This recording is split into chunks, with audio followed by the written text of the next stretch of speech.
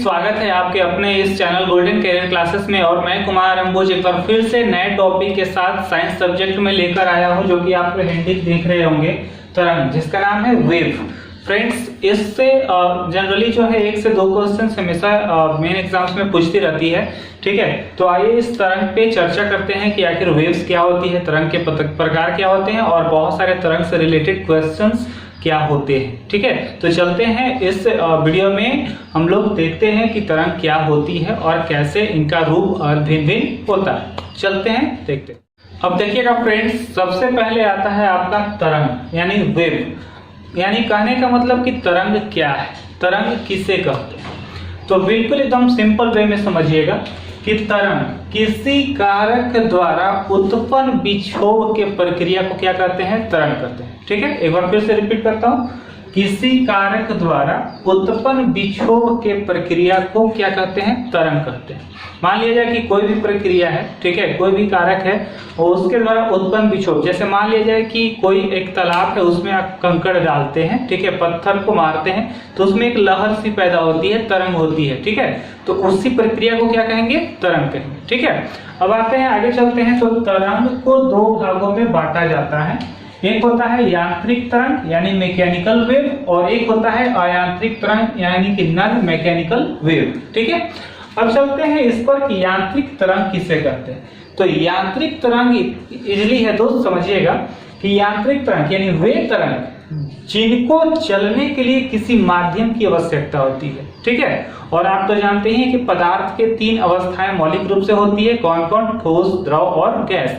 तो यहां से बस यांत्रिक तरंग का डेफिनेशन निकल कर आ जाता है, यानी कि वे तरंग जो किसी माध्यम का रूप अपनाती है, जैसे कि ठोस, द्रव और गैस में चलती है, उसे हम क्या कहते हैं, यांत्रिक तरंग कहते हैं। ठीक है, यानी कि यांत्रिक तरंग को चलने के लिए किसी माध्यम का होना बहुत जरूरी है, यानी कि ठोस रूप में हो, द्रव्य रूप में हो या फिर गैस रूप में हो। ठीक है, यानी कि वह किसी रूप में चले, उसे हम क्या कहेंगे, यांत्रिक तरंग। अब यांत्रिक तरंग में 2 प्रकार होते हैं, कौन कौन, अनुदैर्घ्य तरंग और अनुप्रस्थ तरंग। ठीक है, अब हम लोग चर्चा करते हैं फ्रेंड्स कि अनुदैर्घ्य तरंग किसे कहते हैं। तो ध्यान दीजिएगा, अनुदैर्घ्य तरंग जो होता है किसी कारक और जिससे जो तरंग होता है वो दोनों समानांतर होती है। कहने का मतलब कि अगर हम यहाँ पर एक तालाब था, ठीक है, यहाँ पर एक पॉन्ड था,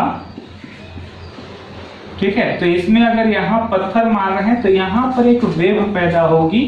ठीक है, ठीक है, तो ये जो है दोनों वेव का क्या होगा, समानांतर होगा। ठीक है, इसी को हम क्या कहेंगे, अनुदैर्घ्य तरंग। इसको क्या कहेंगे, अनुदैर्घ्य तरंग। इसका एक बहुत ही इजीली एग्जांपल होता है ध्वनि। क्या होता है, ध्वनि। ठीक है, ध्वनि क्या होता है, अनुदैर्घ्य तरंग। अब देखिए ध्वनि के बारे में हम डेफिनेशन करते हैं। जैसे हम बोलते हैं तो उसको चलने के लिए एक माध्यम चाहिए, हवा चाहिए। ठीक है, अगर हवा नहीं रहेगी तो हमारी ध्वनि जो है अधिक दूर तक गमन नहीं करेगी। अगर यही चीज अगर हम निर्वात में बोले, यानी कि हवा जहां नहीं रहे, शून्य रहे, ठीक है, वहां अगर हम बोले, ठीक है, बंद कमरे में एकदम निर्वात में, तो वहां क्या हम मेरी आवाज सुनाई देगी, नहीं सुनाई देगी। ठीक है, तो यही होती है अनुदैर्घ्य तरंग का उदाहरण। ठीक है, अब चलते हैं अनुप्रस्थ तरंग। ठीक है, तो अनुप्रस्थ तरंग वैसा तरंग जिससे चलने के लिए, ठीक है, माध्यम तो होनी चाहिए लेकिन वह अभी लंबवत होनी चाहिए, यानी कि वैसा तरंग, ठीक है, देखिए वैसा तरंग, ये तरंग है, ठीक है, जिसे चलने के लिए माध्यम तो होना चाहिए, यानी कि माध्यम आपका होना चाहिए। ठीक है, एक होना चाहिए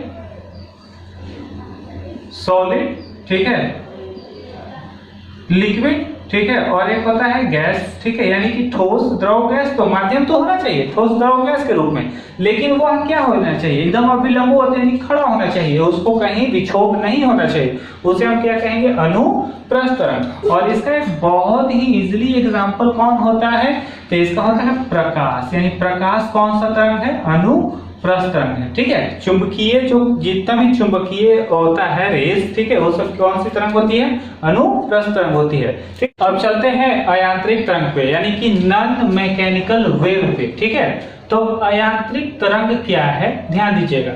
अयांत्रिक तरंग को जो है इसे हम विद्युत चुंबकीय तरंग भी कह सकते हैं, इसे हम विद्युत चुंबकीय तरंग भी कह सकते हैं। और विद्युत चुंबकीय तरंग या फिर अयांत्रिक तरंग जो होता है इसका सॉलिड डिफिनेशन क्या होता है ध्यान दीजिएगा, जो कि बहुत ही इंपॉर्टेंट होती है, मोस्टली ऑफ मेन एग्जाम में हमेशा पूछते रहती है। ध्यान दीजिएगा कि विद्युत चुंबकीय तरंग या फिर अयांत्रिक तरंग जो होता है इसे चलने के लिए माध्यम की आवश्यकता नहीं होती है। ठीक है, विद्युत चुंबकीय या फिर अयांत्रिक तरंग यानी कि नॉन मैकेनिकल वेव को चलने के लिए, गमन करने के लिए, गुजरने के लिए कोई माध्यम की आवश्यकता नहीं होती, यानी कि कोई भी माध्यम यानी कि कोई भी अवस्था में वह चल सकती है, निर्वात में भी वह गमन कर सकती है। ठीक है, निर्वात में भी वह चल सकती है, यानी कि उसको चलने के लिए निर्वात भी कोई मायने नहीं रख सकता, उसमें वह फ्लो कर सकती है। ठीक है, फिर है कि सभी विद्युत चुंबकीय तरंग एक ही चाल में चलती है। हाँ, जितनी भी सारी विद्युत चुंबकीय तरंगे हैं वह सब जो है एक ही चाल में यानी कि एक ही समान चाल से वह रन करती है। ठीक है, फिर है कि यह प्रकाश की चाल के बराबर होती है। बिल्कुल सही है, विद्युत चुंबकीय तरंग जो होती है बिल्कुल प्रकाश की चाल के बराबर होती है, यानी कि जो प्रकाश की चाल जितनी होगी उतनी ही यह जो है इसकी चाल जो है दोनों बैलेंस होती है, बराबर होती है। और विद्युत चुंबकीय तरंग यह जो है एकदम वीवीआई क्वेश्चन है, याद रखिएगा, यह मोस्टली आपका पूछता है कि विद्युत चुंबकीय तरंग किसकी बनी होती है। तो विद्युत चुंबकीय तरंग जनरली जो है फोटोन की बनी होती है और इसका तरंगदैर्घ्य परिसर कितना होता है तो 10 के पावर -14 से लेकर 10 के पावर 4 मीटर तक ही होता है। इसका वेवलेंथ जो होता है तरंगदैर्घ्य परिसर 10 के पावर -14 से 10 के पावर 4 तक होता है। अब देखिएगा दोस्त, एक क्वेश्चन आता है, ठीक है, कि एक क्वेश्चन आपको बार बार रिपीट करता है कि निम्न में ध्वनि की चाल सबसे ज्यादा किस में होती है। आपको 4 ऑप्शन दे देगा। ठीक है, एल्युमिनियम, ठीक है, इसके बाद दे देगा लोहा, इसके बाद दे देगा जल, इसके बाद दे देगा पारा। ठीक है, तो याद रखिएगा कि सबसे ज्यादा ध्वनि की चाल गमन होती है सबसे पहले ठोस में, इसके बाद द्रव में और इसके बाद गैस में। ठीक है, तो यहाँ पर देखिएगा कि सबसे पहला जो दिया था आपका ठोस दिया था, ठोस में 2 ऑप्शंस दे रखा था, एल्युमिनियम और लोहा।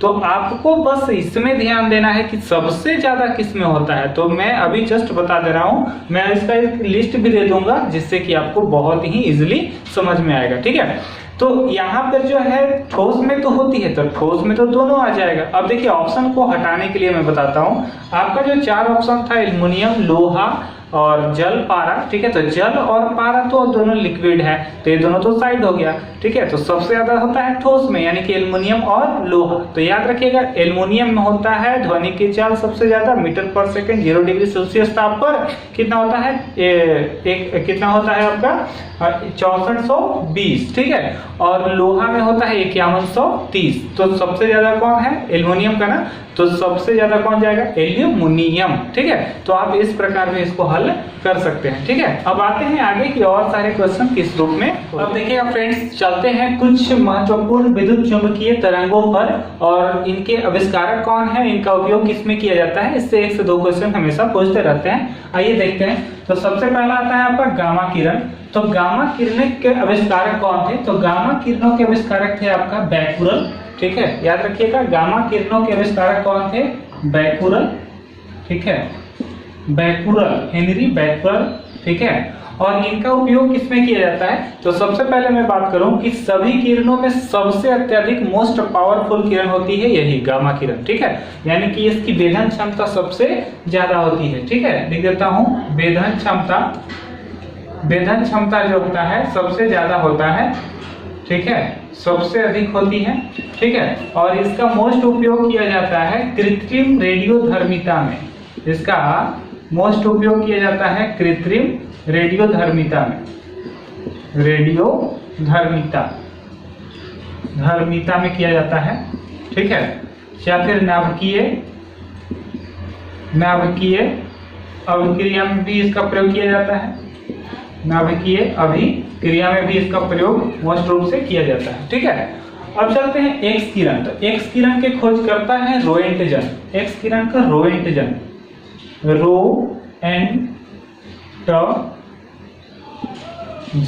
ठीक है, रोएंटजन। एक्स किरण के खोज करता कौन है, रोएंटजन। और एक्स किरण का प्रयोग किस लिए किया जाता है, ठीक है, तो चिकित्सा और औद्योगिक क्षेत्र में किया जाता है। ठीक है,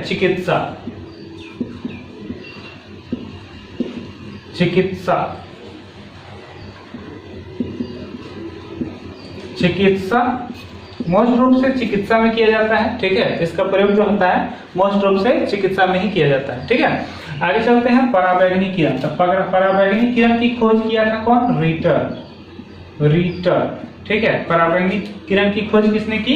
रीटर, ठीक है। और इसका प्रयोग कहाँ किया जाता है? तो रोगियों की सिकाई करने में किया जाता है, रोगियों का सिकाई करने में,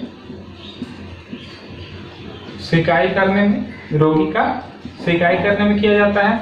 इसके बाद जो है प्रकाश विद्युत प्रभाव, प्रकाश विद्युत प्रभाव, प्रकाश विद्युत प्रभाव को उत्पन्न करने में किया जाता है, प्रकाश विद्युत प्रभाव को उत्पन्न करने में किया जाता है, ठीक है। बैक्टीरिया को नष्ट करने में किया जाता है, बैक्टीरिया को नष्ट करने में किया जाता है,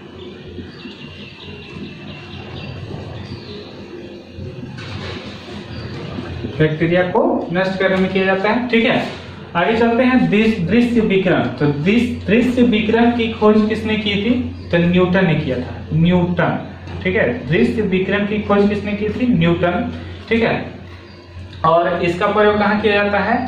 ठीक है। तो दृश्य यानी कि होता है आपका देखना, दृश्य मतलब क्या होता है? देखना। तो इससे वस्तुएं दिखाई देती है, ठीक है। यानी कि इससे जो होता है वस्तुएं सामान्य रूप से दिखाई देती है, वस्तुएं दिखाई देती है, ठीक है। ये सब बहुत इंपॉर्टेंट क्वेश्चन है, ध्यान रखिएगा। आगे चलते हैं औरक्त विकिरण, ठीक है। तो औरक्त विकिरण की खोज होता है विलियम हर्शेल, विलियम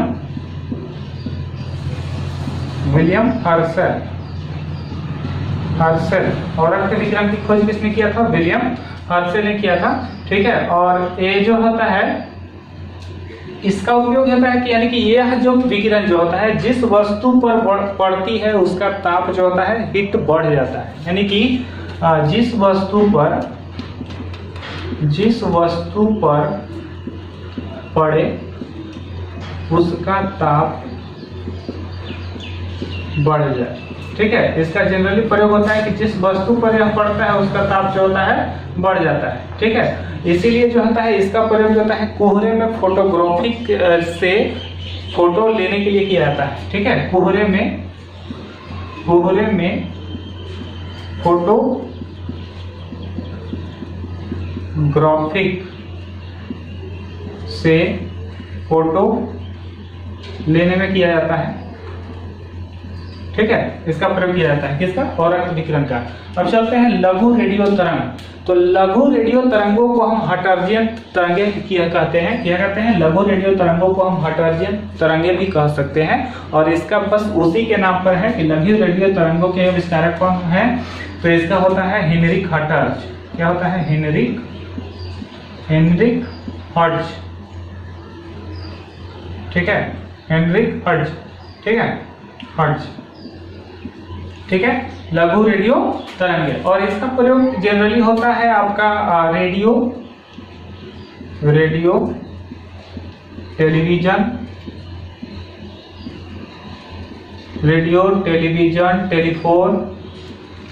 टेलीफोन इसी चीज में इसका किया जाता है, ठीक है। लघु रेडियो तरंग का प्रयोग।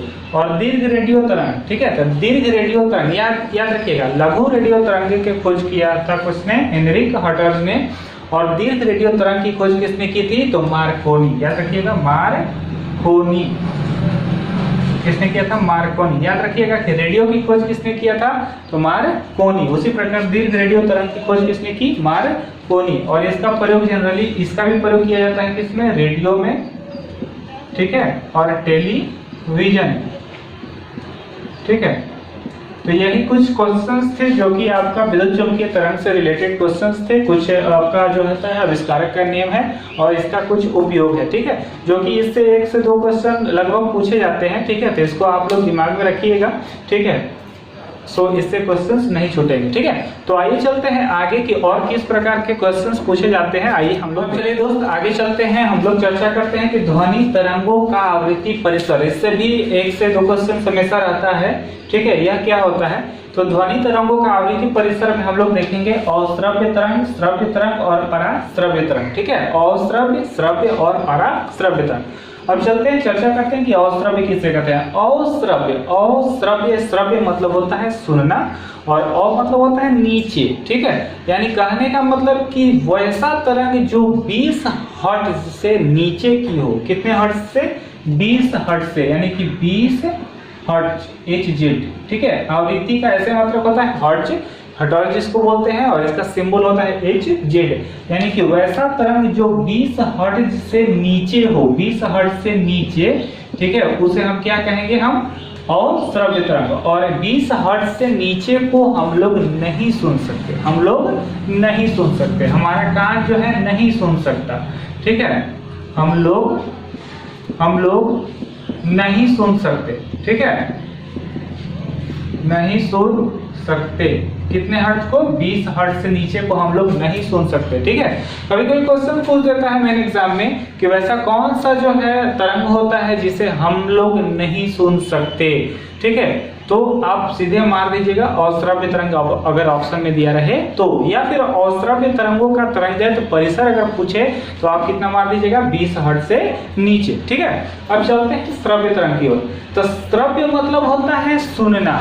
तो श्रव्य मतलब सुनना होता है, यानी कि 20 हर्ट्ज से 20,000 हर्ट्ज के बीच वाले तरंगों को हम क्या कहेंगे? श्रव्य तरंग। यानी कि 20 हर्ट्ज, ठीक है, 20 हर्ट्ज, ठीक है, देखिएगा 20 हर्ट्ज से 20,000, ठीक है, 20,000 हर्ट्ज के बीच के तरंगों को हम क्या कहेंगे? श्रव्य तरंग। यानी कि इसका जो है, इसको हम लोग, हमारा कान सुन सकता है। ठीक है, इसको हम लोग क्या कर सकते हैं? सुन सकते हैं। इसको हम लोग सुन सकते हैं। ठीक है, इसको हम लोग सुन सकते हैं। इसको हम क्या कहेंगे? श्रव्य तरंग। और पराश्रव्य उसे कहते हैं जो 20,000 हर्ट्ज से भी ऊपर हो जाए। ठीक है, उसे हम क्या कहेंगे? पराश्रव्य। ठीक है, 20,000 हर्ट्ज, ठीक है, 20,000 हर्ट्ज से ऊपर के तरंग को हम क्या कहेंगे? पराश्रव्य तरंग। और इस तरंग को भी हम लोग नहीं जनरली सुन सकते। ठीक है, हमारा कान इसको सहन नहीं कर सकता। इसे जनरली कौन सुन सकता है? तो कुत्ता, बिल्ली या फिर चमगादड़। कुत्ता, बिल्ली और चमगादड़ इस प्रकार के तरंग को सुन सकते हैं जनरली। ठीक है, तो इससे बस इसी टाइप के कुछ क्वेश्चंस आते हैं। ठीक है, जिसका जो है आप लोग को हमने बता ही दिया। आराम से इसको जब मेन एग्जाम में आएगा तो इसको हल कर दीजिएगा, या फिर आप अगर सेट मार रहे होंगे तो उसमें भी आएगा तो उसको हल कर दीजिएगा। ठीक है, अब चलते हैं कि कुछ क्वेश्चंस इससे और रिलेटेड होते हैं, देखते हैं और से कौन कौन से क्वेश्चन आते हैं। जैसे कि पराश्रव्य तरंग। तो पराश्रव्य तरंग का कुछ क्या क्या उपयोग होता है, आइए देखते हैं। देखिएगा दोस्त, पराश्रव्य तरंगों का उपयोग, यानी कि 20,000 हर्ट्ज से अधिक तरंगों का उपयोग हम किस किस रूप में या फिर किस किस लिए करते हैं, आइए हम देखते हैं। तो सबसे पहला है आपका संकेत भेजने में। कोई भी चीज को संकेत अगर भेजना है तो 20,000 हर्ट्ज से अधिक तरंग वेव का प्रयोग हम लोग करेंगे। ठीक है, फिर है समुद्र की गहराई का पता लगाने में। समुद्र की गहराई तो जनरली हम लोग पता लगाते हैं, पैडोमीटर से भी लगा सकते हैं। ठीक है, या फिर हम जो है पराश्रव्य तरंग के मदद से भी हम लोग समुद्र की गहराई का पता लगा सकते हैं, जो कि सबसे ज्यादा वेवलेंथ होता है 20,000 हर्ट्ज से अधिक। ठीक है, फिर आपका है कि कीमती कपड़ों, वायुयान तथा घड़ियों के पुर्जों को साफ करने में। बहुत सारे घड़ियों के छोटे छोटे बारीक पुर्जे पर कुछ परत चिपक जाती है, उसको साफ करने के लिए इसी पराश्रव्य तरंग का प्रयोग किया जाता है, जो कि सबसे ज्यादा होता है 20,000 हर्ट्ज से भी अधिक। ठीक है, आगे चलते हैं। कल कारखानों की चिमनियों से कालिख हटाने में। बहुत सारे कालिख लग जाते हैं, उसको हटाने के लिए किसका प्रयोग करते हैं? जनरली पराश्रव्य तरंगों का। ठीक है, फिर आगे चलते हैं। दूध के अंदर के हानिकारक बैक्टीरिया को नष्ट करने के लिए। बहुत सारे दूध के अंदर जीवाणु आ जाते हैं। ठीक है, उसको नष्ट करने के लिए किस वेव का प्रयोग करते हैं? तो पराश्रव्य तरंग। या फिर गठिया रोग के उपचार और मस्तिष्क का जो ट्यूमर होता है, ठीक है, इसको पता लगाने में किसका प्रयोग किया जाता है? पराश्रव्य तरंग का प्रयोग किया जाता है। तो जनरली जो है आपका 1 2 3 4 5 6 यानी कि इस 6 में से जनरली जो है आपका समुद्र की गहराई और आपका दूध के बैक्टीरिया, ये जो है 2 क्वेश्चंस बहुत ही इंपॉर्टेंट होती है जो हमेशा पूछते रहती है। ठीक है, आगे चलते हैं कि इसका माध्यम में ध्वनि की चाल कितनी कितनी होती है। आपको एक डाटा दे देते हैं, ठीक है, इसको याद रखिएगा, 1 से 2 क्वेश्चन इससे पूछेगा ही पूछेगा। ठीक है, अब देखिएगा दोस्त, माध्यम है और ध्वनि की चाल है मीटर पर सेकंड में 0 डिग्री सेल्सियस पर किसका किसका कितना मान होता है, आइए देखते हैं। तो वायु का जो होता है 332 मीटर पर सेकेंड, ठीक है, ध्वनि की चाल होती है, ठीक है, 332 मीटर पर सेकेंड। फिर इसके बाद हाइड्रोजन का होता है 1269 मीटर पर सेकेंड। इसके बाद कार्बन डाइऑक्साइड का होता है 260 मीटर पर सेकेंड। इसके बाद वाष्प जो है 100 डिग्री सेल्सियस पर होता है 405 मीटर पर सेकेंड। ठीक है, इसके बाद अल्कोहल होता है 1213 मीटर पर सेकेंड। इसके बाद H2 यानी जल होता है आपका 1483 मीटर पर सेकेंड।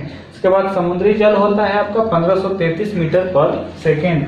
पारा होता है 1450 मीटर पर सेकेंड। कांच होता है आपका 5640 मीटर पर सेकेंड यानी लोहा से अधिक। ठीक है, इसके बाद एल्युमिनियम होता है आपका 6420 मीटर पर सेकेंड। देखिए सबों में सबसे ज्यादा किसका, एल्युमिनियम का है ना। ठीक है, इसके बाद लोहा का है तो 5130 मीटर पर सेकेंड। इससे मोस्ट ऑफ जो क्वेश्चंस पूछता है आपका याद रखिएगा लोहा, ठीक है, इसके बाद पारा, इसके बाद जल और इसके बाद वायु, ये जो तो मोस्ट इंपॉर्टेंट है। और फिर एक और ज्यादा से ज्यादा याद रखिएगा आपका जो है एल्युमिनियम। ठीक है, तो यही जो मोस्ट क्वेश्चन है इसको याद रखिएगा। ठीक है, तो आई होप दोस्त आप लोगों को समझ में आया होगा। अगर आप लोगों को समझ में आया तो प्लीज लाइक करें, सब्सक्राइब करें और अधिक से अधिक दोस्तों को शेयर करें जिससे कि वो लोग भी आपके साथ मिलकर पूरा ये चैप्टर देखें। ठीक है, तो मिलते हैं दोस्त अगले वीडियो में नए चैप्टर के साथ, नए टॉपिक के साथ। ठीक है, तब तक के लिए इजाजत दीजिए।